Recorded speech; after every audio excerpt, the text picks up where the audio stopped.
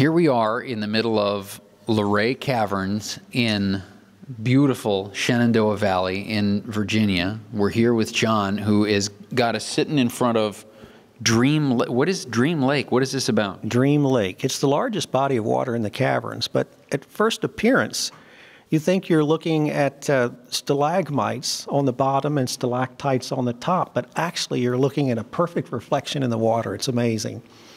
Wow. John, encompass a little bit for our listeners. Give us a little bit of background. How far back do the caverns go, and how did it all come to be? Well, the caverns is actually one of the largest cave systems in the whole world, depending on the reference used. It was discovered in 1878 by 3 local gentlemen that, believe it or not, were actually prospecting for a cavern to open to the public. Can you believe that? Wow.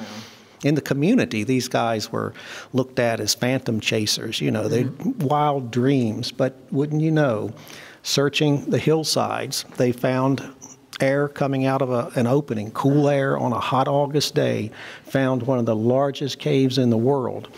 It was virtually immediately open to the public within about 2 months and began to get publicity in New York. People came on trains, and all at once, we had a tourist attraction here in the small community of Luray. We've been open every day since November the 6th, 1878. Okay, so let's talk about the tourist attraction part of it, because if you look around, and I don't know if the video that people are going to be able to see on our website is going to do this justice, but you can see, correct me if I'm wrong, what looks like rock hanging from the ceiling. Some of it is orange, some of it is purple. What am I looking at, and where do the colors come from? You're looking at stalactites from the ceiling, stalagmites from the floor, and you're absolutely right. It is solid rock. Originally, this was one large piece of limestone in the Blue Ridge Mountains. Limestone erodes very easily with the small amount of acid that is contained in even rainwater.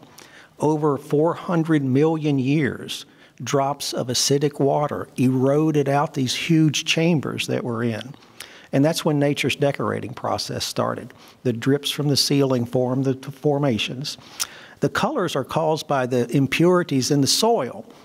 The calcite in its pure form is white, and there are many white formations. But when it's introduced, when minerals are introduced into this, that's what gives the colors in the formations. And the orange or reddish brown is iron.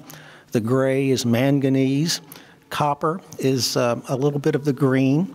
And of course, the white, the pure, beautiful white, is pure calcite. Mm. John, I see the nice path here that visitors can walk on, but I don't see any scaffolding holding up some of these things that are going to fall. Are they going to fall? They have strength within their own composition. Limestone, which is the basic form of calcite, is used in building materials. It's one of the most used building blocks in the country, even though a small amount of acid will erode 1/10 of an inch every year. It's hard to believe that in a 10-year period, 1 inch of this limestone would erode as these chambers were formed, but they have strength within their own composition. Wow. Okay, so we're in this massive cave. It's among the largest in the world. But even though we're doing this and we're walking around and we're changing levels and we've entered some areas where the ceiling is, it looks like about 3 or 4 feet over, there's a pathway that goes through here that you can take your grandma on a walk through here. Oh, we're not a spelunking cave. We want Grandmama to bring her grandchildren and to walk along paved walkways for the total 1¼ mile. It is soft adventure, but it is certainly not a strenuous tour. Give us some figures. How far and how deep? I mean, we just got in here. How much further do we have to go for the other side? Well, again, the total tour is about 1.25 miles, and we've gone about 1/4 mile. And again, keep in mind, you're just seeing a small portion of the caverns. The tour takes 1 hour. That seems to be the general length that people prefer. Gosh, the caverns is so huge, you could actually spend days down here if you were actually in other areas of the caverns which aren't open to the public.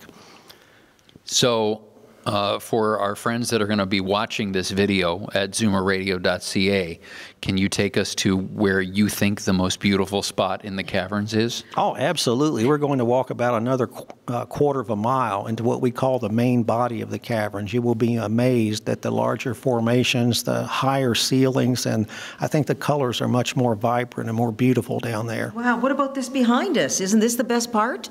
Oh, this is one of the best parts on the way to the best part.